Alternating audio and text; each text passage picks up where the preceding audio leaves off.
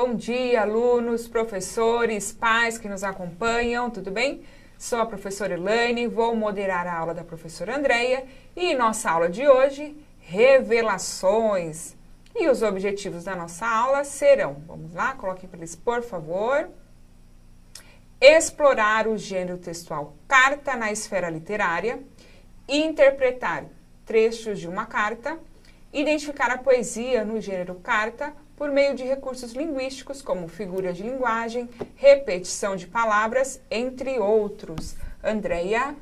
Bom dia, Elaine. Bom dia, 7º ano, professores e alunos. Bom, nós essa semana estamos fazendo uma revisãozinha, ok? Então, olha, eu estou começando aí com linguagem poética, falando um pouquinho de poesia, se há poesia só em poemas. Vamos para a acolhida. Vamos lá?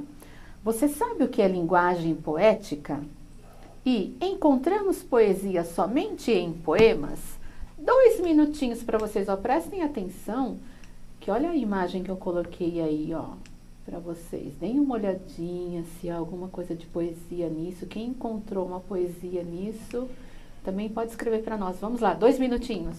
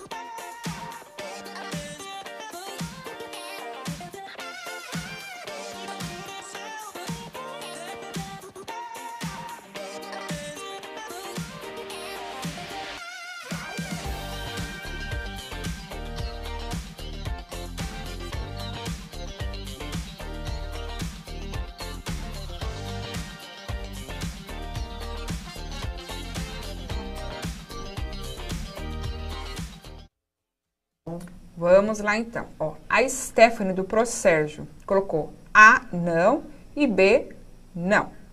Alice da ProÉrica, acho que é isso mesmo, Érica. B, não. Encontramos poemas em vários lugares.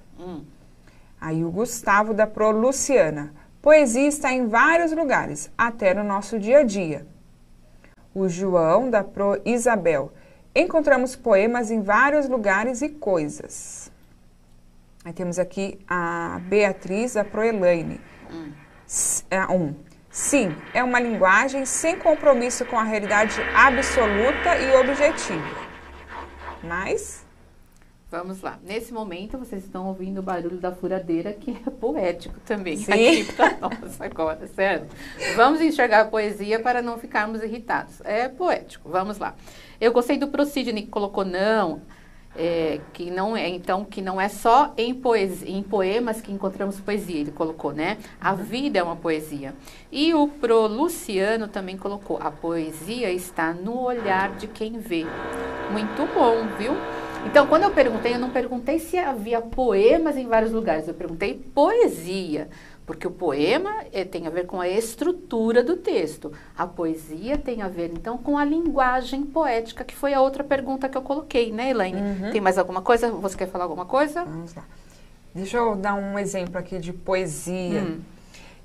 A região que nós estamos aqui localizados é uma região super nobre de São Paulo. E outro dia eu estava indo para casa e tinha um morador de rua. Quero deixar bem claro que eu sei toda a situação social do morador de rua, tá? É claro que é errado, ok? Ele deveria estar em outra situação. E eu estava indo para casa, ele estava assim no cantinho, na esquina, com o carrinho dele, acredito que com os pertences e alguma coisa que ele recolhe para vender.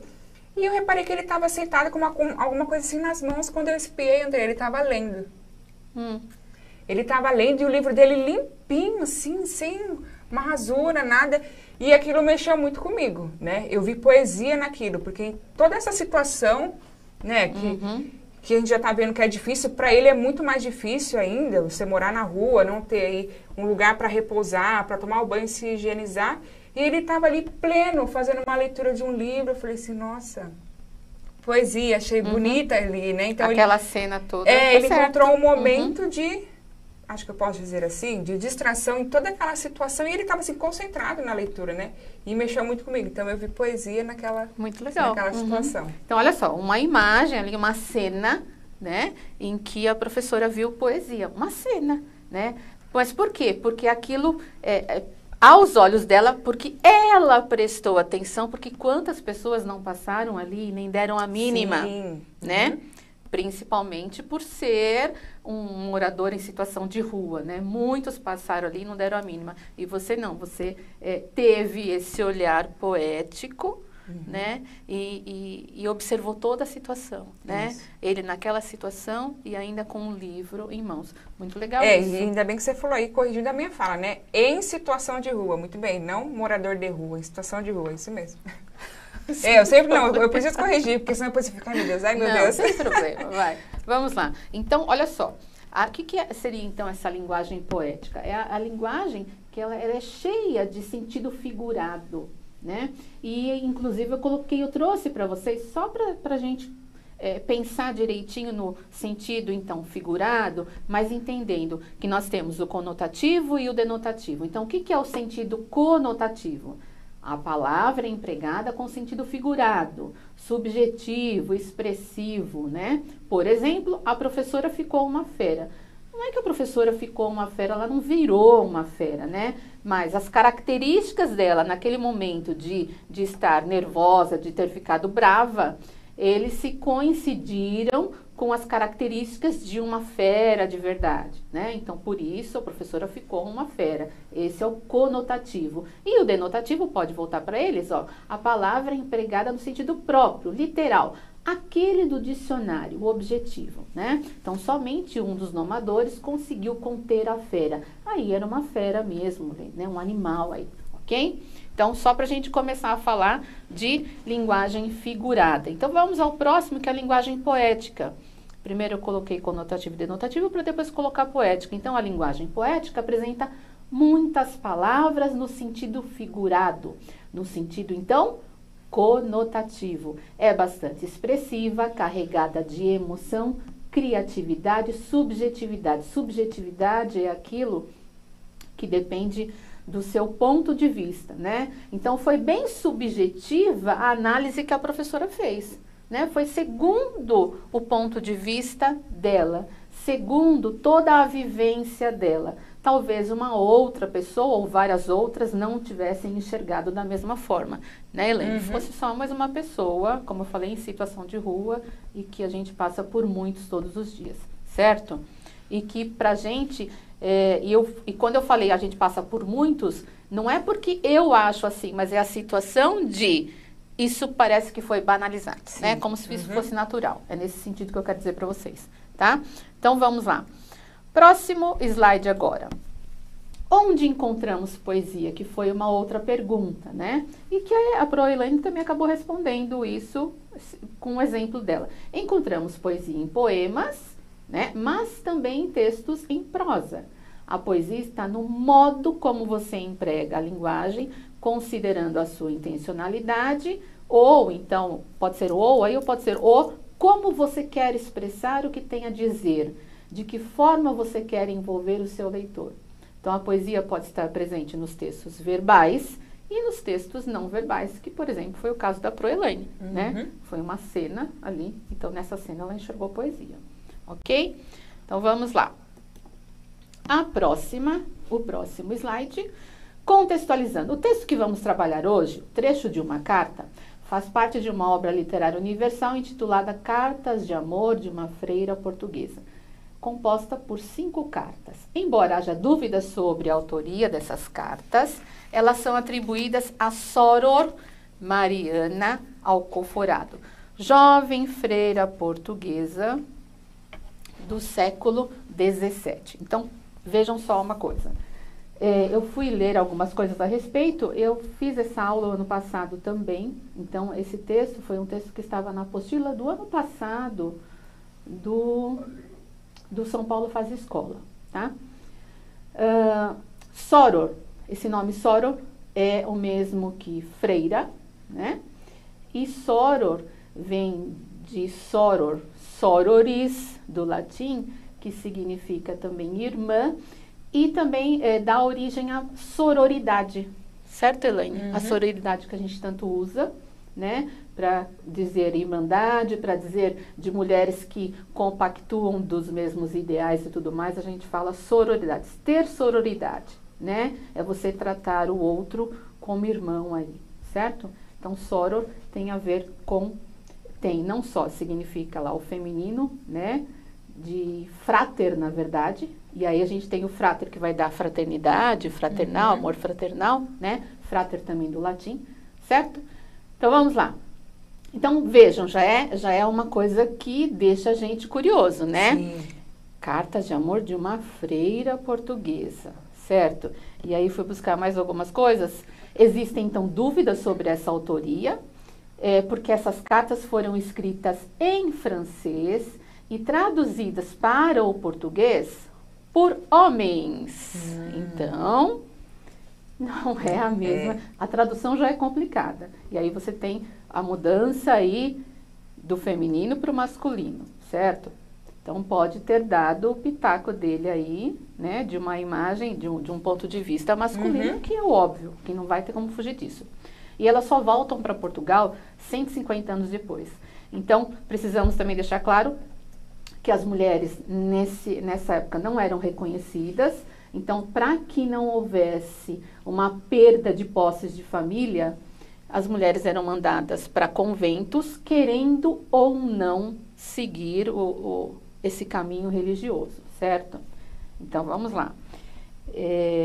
Mas mesmo assim, essa carta, né, essa obra é um registro feminino importante, ok? Vamos ler um trechinho da carta, então. Quem tiver aí mais coisas para complementar o que eu estou falando, pode colocar, viu, professores? Depois a gente lê. Vamos lá. Colocando a carta. Cartas de Amor de uma Freira Portuguesa. Soror Mariana Alcoforado. Terceira. Adeus. Era melhor nunca ter te visto. Sinto até o fundo a mentira deste pensamento e reconheço, no momento em que escrevo, que prefiro ser desgraçada amando-te do que nunca te haver conhecido. Aceito, assim, sem uma queixa, a minha má fortuna, pois não a quiseste tornar melhor. Adeus. Promete-me que terás saudades minhas se vier a morrer de tristeza. Próximo. E oxalá o desvario desta paixão consiga afastar-te de tudo. Tal consolação me bastará, e se é forçoso abandonar-te para sempre, queria ao menos não te deixar a nenhuma outra. E serias tão cruel que te servisses do meu desespero para te tornares mais sedutor e te gabares de ter despertado a maior paixão do mundo? Adeus mais uma vez. Escrevo-te cartas tão longas, não tenho cuidado contigo. Peço-te que me perdoes e espero que terás ainda alguma indulgência com uma pobre insensata que o não era, como sabes, antes de te amar. Adeus.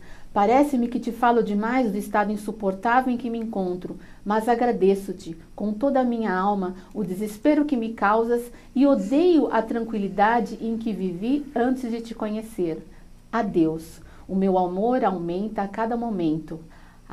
Quanto me fica ainda por dizer.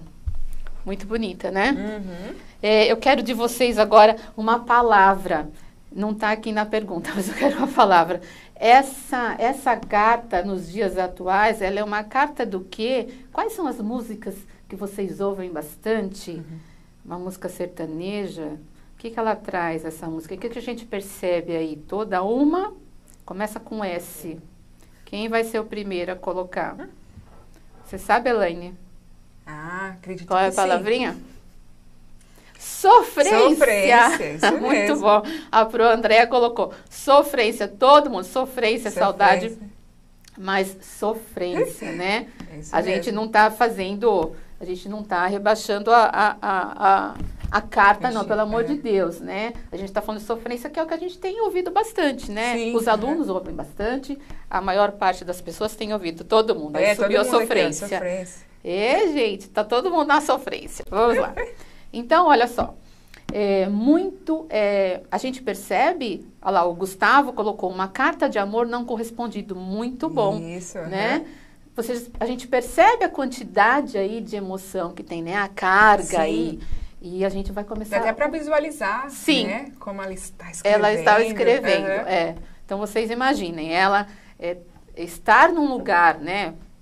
Entre aspas, presa, lá enclausurada, Sim, né? Sofrendo por esse amor.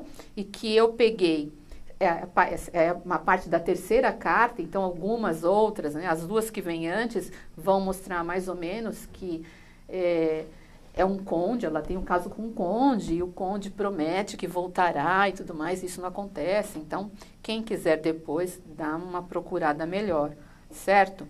Pode ser saudade, alguém falou, eu colocaria saudade. Não, tudo bem, pode ser saudade também, né? Alô, Raine. Eu nem sei, Pro, se esse amor era tão platônico não, viu? Pelo que eu li, não era um amor platônico não, né? Embora não aceito, né? Não era um amor platônico. Então, vamos lá. Primeira questãozinha. Vamos lá? Aliás, são 3 questõezinhas, olha. A primeira e a segunda só de assinalar. E a terceira bem simples. Vou dar 1 minuto para vocês. Vamos lá? E depois eu volto. Nesse 1 minuto eu volto um pouquinho no texto. Tá bom? Vamos lá.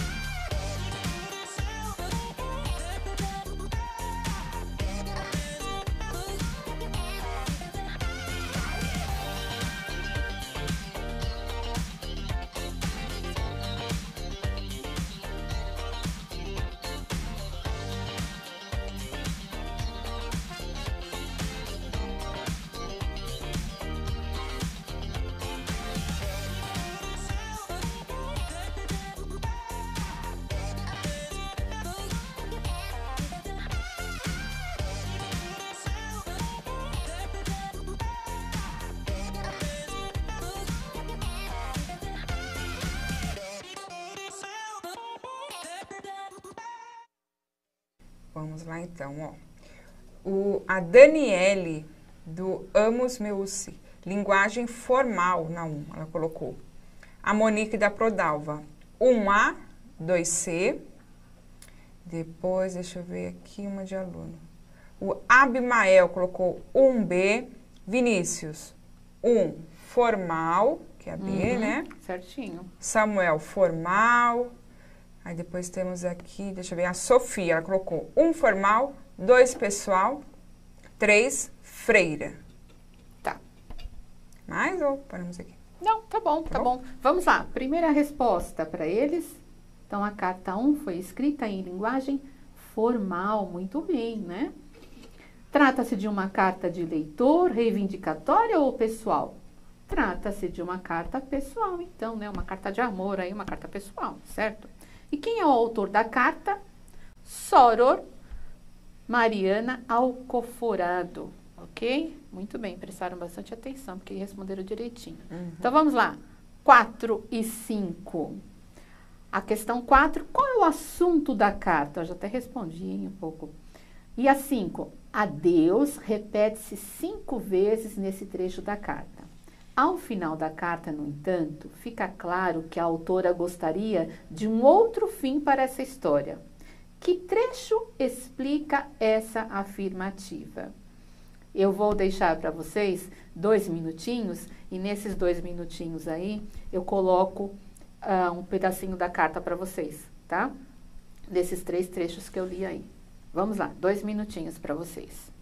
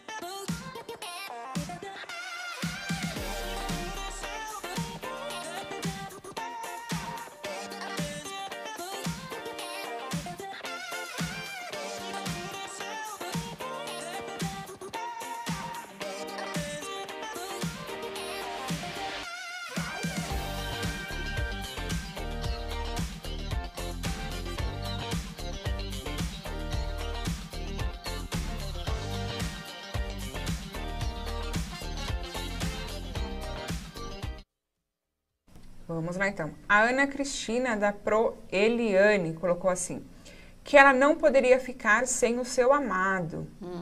Aí a Maria Eduarda, do Pro Antônio, uma carta de amor. Tiago, da professora Cíntia, despedida para o seu amor. Eles seguiriam nessa linha, tá? Tá. Então, olha só. É claro que é uma carta de amor, né? Mas o que vai dar um outro tom mais específico aí é esse monte de adeus, que a gente vai falar dele já já. Então, adeus, adeus o tempo todo. Então, é a despedida, né? Pode colocar na 4. Trata-se de uma carta de despedida, mas pela impossibilidade desse amor, tudo que vocês colocaram está envolvido aí, né? Mas esse adeus vai reforçar a questão de ser uma carta de despedida. Uma carta de amor, mas uma carta de despedida, né? E aí a 5, ó. Adeus repete-se 5 vezes nesse trecho da carta. Ao final da carta, no entanto, fica claro que a autora gostaria de um outro fim para essa história. Que trecho explica a afirmativa anterior? Então, eu repeti uma parte, né, da pergunta para fazer uma resposta completinha. Então, o meu amor aumenta a cada momento. Olha só, ela fala 5 vezes adeus, adeus, mas será que era isso mesmo que ela queria? Ela fala adeus. Parece-me que te falo demais do estado insuportável em que me encontro, mas agradeço-te com toda a minha alma o desespero que me causas e odeio a tranquilidade em que vivi antes. Olha só que bonito isso. Odeio a tranquilidade em que vivi antes de te conhecer. Adeus. O meu amor aumenta a cada momento. Ah, quanto me fica ainda por dizer. Então, olha só, ela fala adeus, adeus, adeus, mas não era bem isso que ela queria, né? Isso é forçado, na verdade, né? Ela é obrigada a dizer isso, né? Bom, próxima.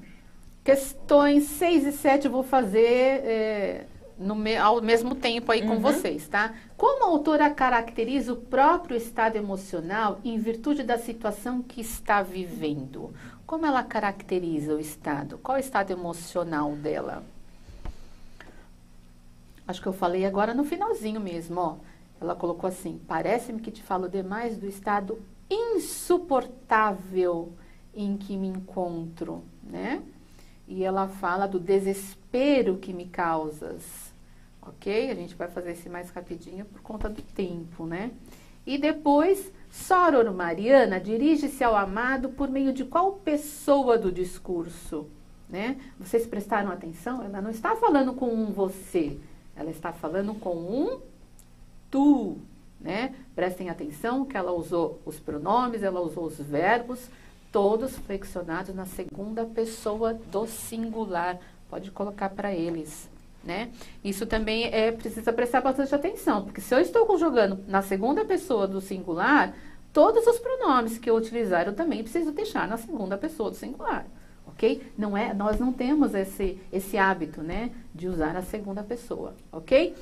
Existe aí um estudo do texto, né, que era um para saber mais. A hora que vocês pegarem lá no repositório, vocês deem uma olhadinha, que tem umas coisas interessantes aí também. E essa foi a nossa aula, para falar um pouquinho mais de linguagem poética, falar um pouquinho mais de poesia, não só no poema, mas a gente pegou um texto em prosa, ok? Um beijo para vocês, avaliem a nossa aula. Obrigada, Elaine, obrigada à produção, 7º ano, até quinta. Obrigada, beijos.